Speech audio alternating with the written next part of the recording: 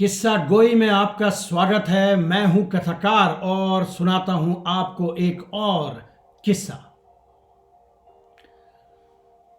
उस्ताद और शागिर्द दोनों रेगिस्तान में थे। जब रात ढली तो उस्ताद ने शागिर्द से कहा, खाना खा लेना, ऊंट को बांध देना और खुद को अल्लाह की नजर कर देना। शागिर्द ने उस्ताद की बात तो सुनी पर मानी नहीं। उसने ऊंट को बांधा नहीं, रात को नमाज अदा की और खुद को और ऊंट को खुदा की नजर करके सो गया। जब वो सुबह उठे तो ऊंट का कहीं नामो निशान नहीं था। उस्ताद ने पूछा शागिर्द से, क्या तुमने ऊंट को बांधा था? शागिर्द ने कहा, नहीं, मैंने खुद को और ऊंट दोनों को अल्लाह की नजर कर दिया था। अल्लाह ने ध्यान नहीं दिया, मेरी क्या गलती है? उस्ताद ने कहा, भले आदमी,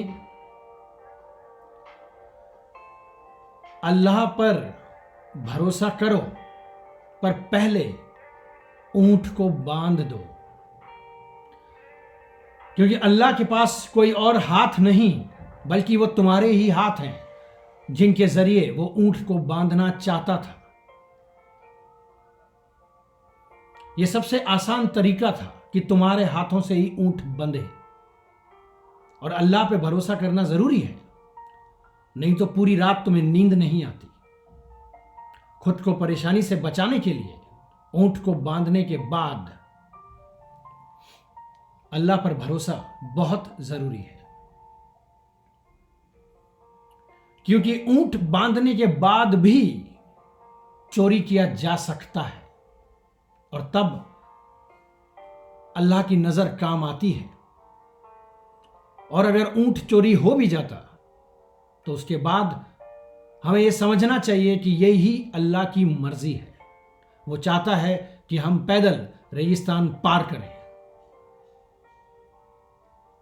मैं तुम्हारा उस्ताद हूं, तुम मेरे शागिर्द हो। तुमने ऊंट बांधा नहीं, ऊंट चला गया या चोरी हो गया मुझे पता नहीं, पर मैं समझ गया हूं कि अल्लाह चाहता है कि अभी इस समय हम रेगिस्तान को पैदल पार करें। और उस्ताद और शागिर्द अपने सफर की तरफ चल दिए। इस नई सदी में हमें एक ऐसा आदमी चाहिए, हमें एक ऐसा इंसान बनाना है जो किसी भी काम को करते समय अच्छी तरह से समझकर काम कर सके, हां कह सके, और जब ना कहना हो तब वो ना कह सके।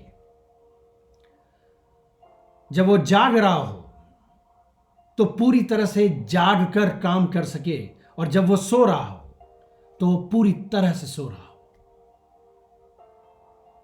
और जब सारी जिम्मेदारियां निभाने के बाद भी काम की शक्ल वैसी ना हो जैसी उसने सोची थी, तो वो उस बात पर हंस सके, सांस ले सके और छोड़ सके,